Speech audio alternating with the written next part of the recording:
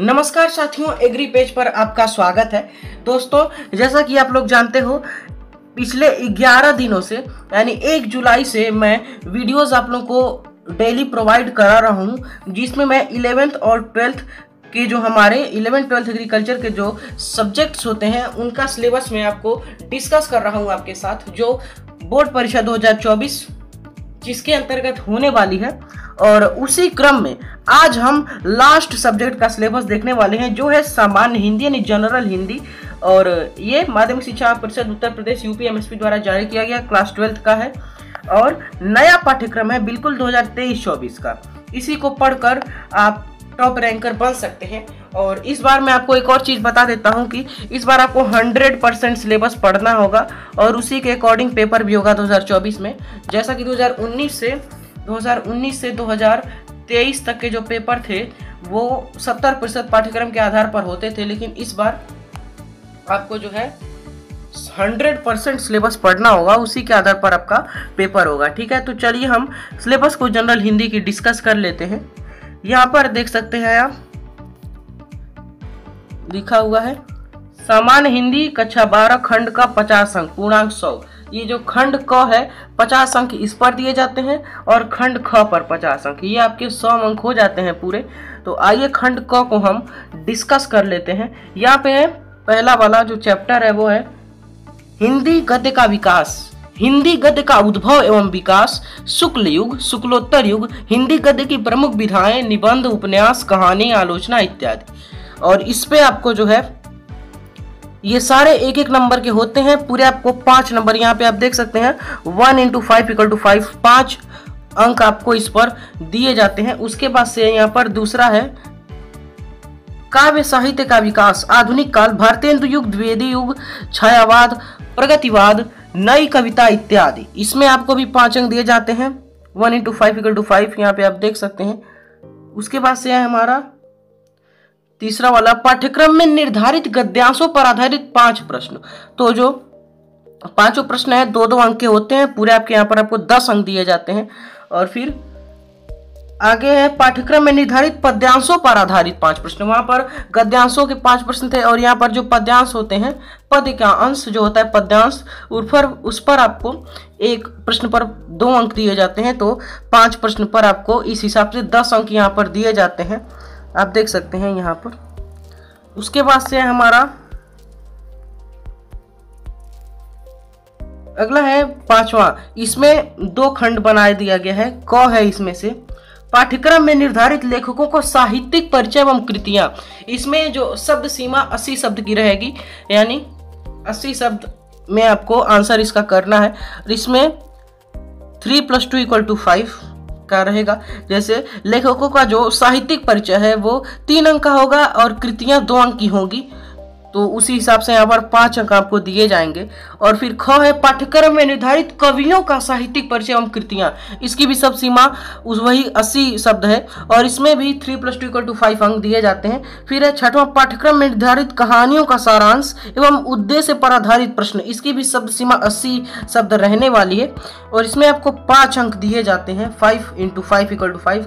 और 7वां है यहाँ पर खंड क का लास्ट जो है वो है पाठ्यक्रम में निर्धारित खंड काव्य की कथा वस्तु एवं प्रमुख पात्रों का चरित्र चित्रण, शब्द सीमा 80 शब्द, इस पर आपको भी 5 अंक दिए जाते हैं 5 × 5 = 5, 5 अंक।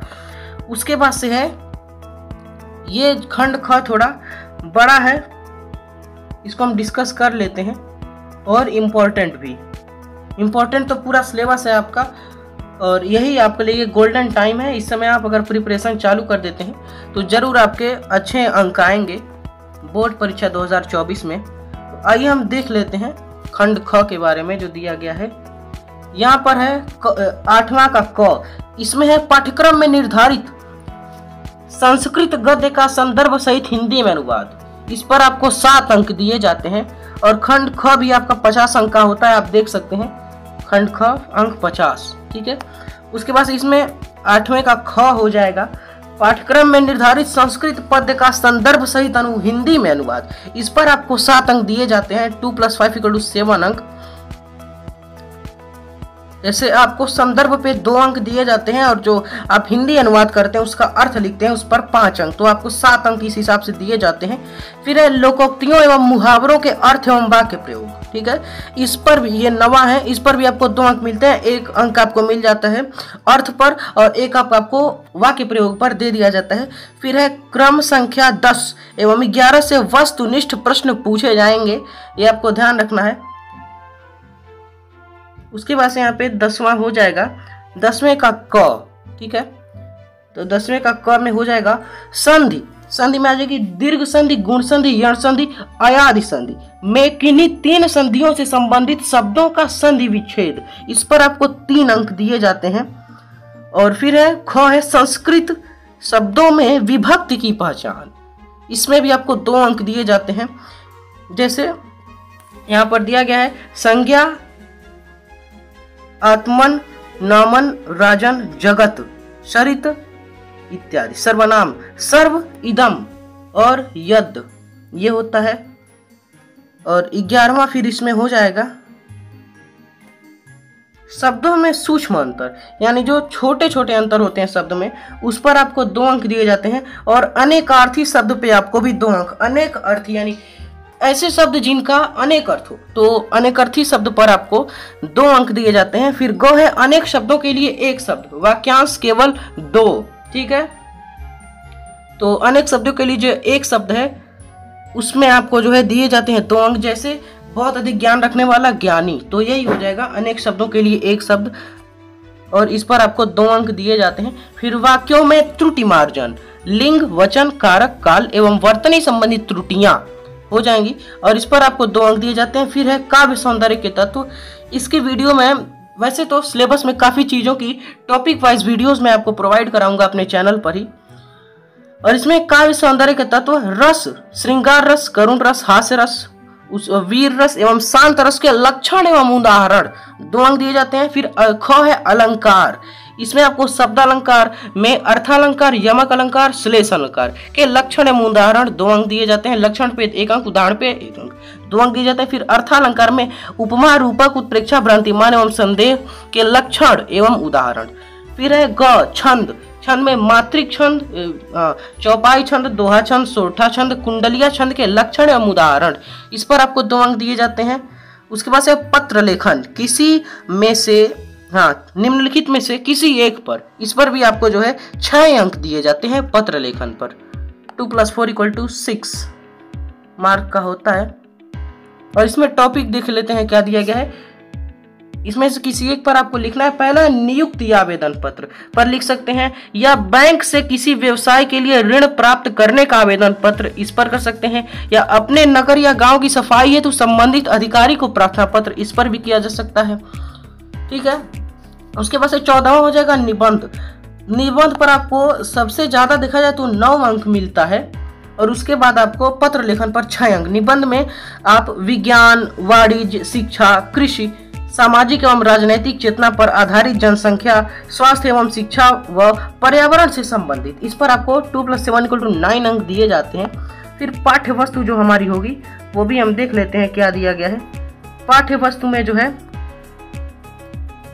यहाँ पर आपका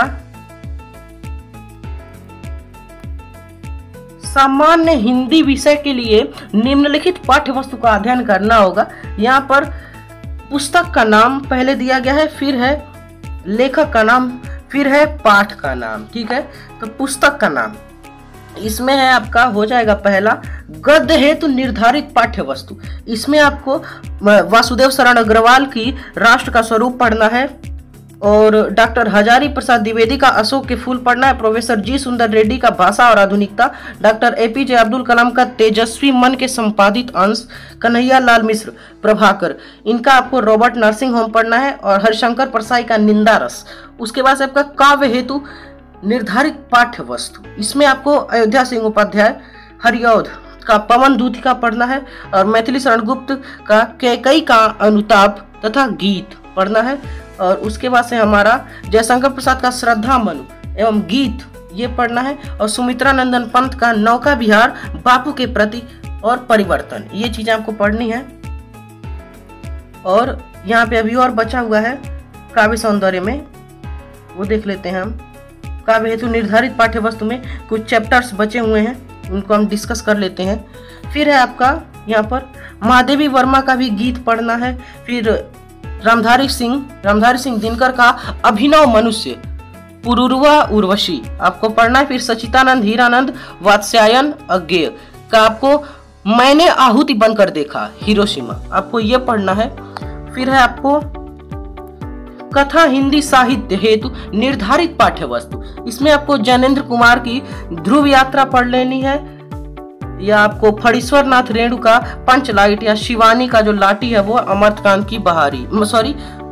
जी की बहादुर, इसमें से आपको पढ़ लेना है। इसमें मैं आपको बता दूं जो बहुत ज्यादा पूछा जाता है, पहले नंबर पर आपको पंचलाइट पूछ ली जाती है और उसके बाद से आपको अमरकांत जी की बहादुर, ये मोस्ट इंपॉर्टेंट है। इसमें कथा साहित्य हेतु निर्धारित पाठ्य वस्तु में इन दोनों को आप जरूर तैयार कर लें। उसके बाद से यहाँ पर दिया गया है खंड काव्य।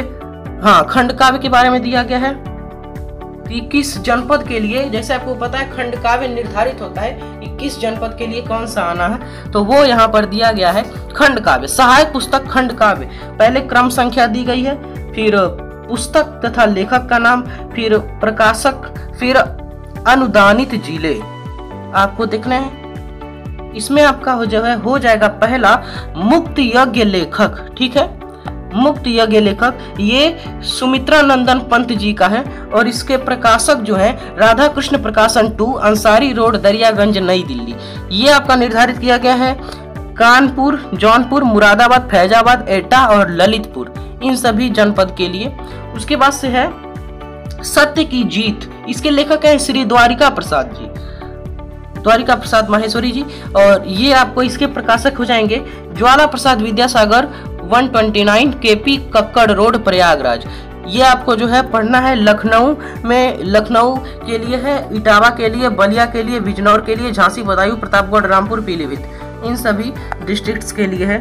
उसके बाद से है रश्मिरथी, तो रश्मिरथी जो है इसके लेखक रामधारी सिंह दिनकर जी हो जाएंगे और ये इसके प्रकाशक हैं उदयांचल पटना वितरक, लोक भारती 15A महात्मा गांधी मार्ग, प्रयागराज। ये आपको जो निर्धारित किया गया है वाराणसी, बुलंदशहर, मथुरा, मुजफ्फरनगर, फतेहपुर, उन्नाव, देवरिया, इन सभी जिलों में ये पढ़ना है। और उसके बाद से है हमारा आलोक वृत्त, इसके लेखक हो जाएंगे श्री गुलाब खंडेलवाल जी और इसमें जो है आपका इसके प्रकाशक कमल प्रकाशन 105, मुकुंदीगंज, प्रतापगढ़। और ये आपको निर्धारित किया गया प्रयागराज, अलीगढ़, सहारनपुर, फर्रुखाबाद, मैनपुरी, मिर्जापुर, सीतापुर आदि जिलों के लिए। और उसके बाद से हमारा त्यागपथी, इसके लेखक हो जाएंगे श्री रामेश्वर शुक्ल अंचल और इसके प्रकाशक साहित्यकार संघ, दरियागंज, प्रयागराज। और ये आपको पढ़ना है आगरा, गोरखपुर, गाजीपुर, बरेली, सुल्तानपुर, जालौन, लखीमपुर खीरी, गोंडा, शाहजहांपुर और बाराबंकी, इन सभी जिलों में आपको त्यागपति पढ़ना है जिसके लेखक हमारे रामेश्वर शुक्ल अंचल जी हो जाएंगे। जैसा कि मैं गोरखपुर का हूँ तो गोरखपुर के स्टूडेंट्स यहाँ पर ध्यान दें कि उनको भी यही पढ़ना है खंड काव्य के लिए, श्री रामेश्वर शुक्ल अंचल द्वारा रचित त्यागपति आपको पढ़ना है। और उसके बाद से हमारा एक बचा हुआ है श्रवण कुमार, इसके लेखक हो जाएंगे श्रवण कुमार, लेखक हो जाएंगे श्रवण कुमार, लेखक हो जाएंगे शिव बालक शुक्ल जी और इसके प्रकाशक हो जाएंगे गौतम बुद्ध गोइन रोड, लखनऊ। और ये आपको पढ़ना है मेरठ के लिए, आजमगढ़ के लिए, बस्ती के लिए, रायबरेली के लिए, हरदोई के लिए, बांदा के लिए, बहराइच के लिए, हमीरपुर के लिए। और कुछ नोट दिया गया है यहाँ पर, इसके अतिरिक्त अन्य जिलों या नवसृजित जिलों में खंड काव्य पूर्व की भांति यथावत पढ़ाए जाएंगे। तो यहाँ पर आपका दिया जा रहा है कि जैसे इसमें कुछ जिले मेंशन अगर नहीं कर पाए होंगे या कुछ नए बने जिले होंगे तो उसमें जो हमारे खंड काव्य होंगे वो पहले की भांति पढ़ाए जाएंगे, जो पहले आता था वही इस बार भी आना है। खंड ख संस्कृत हेतु निर्धारित पाठ्य वस्तु, इसमें संस्कृत हेतु निर्धारित जो पाठ्य वस्तु है 7 चैप्टर्स हैं वो आपको यहाँ पर पढ़ने हैं, तो वो भी हम आपको डिस्कस कर लेते हैं यहाँ पर। इसमें से आपका पहला चैप्टर हो जाएगा भोजस्य औदार्यम और सेकंड हो जाएगा आत्मज्ञ एवं सर्वज्ञ, तीसरा हो जाएगा संस्कृत भाषाया महत्वम, चौथा हो जाएगा जातक कथा। ठीक है, उसके बाद से सुभाषित रत्नानि, फिर है छठवां महामना मालवीय, सातवां हो जाएगा पंचशील सिद्धांता, और इसमें परिशिष्ट व्याकरण शब्द रूप धातु रूप, ये सारी चीजें हैं।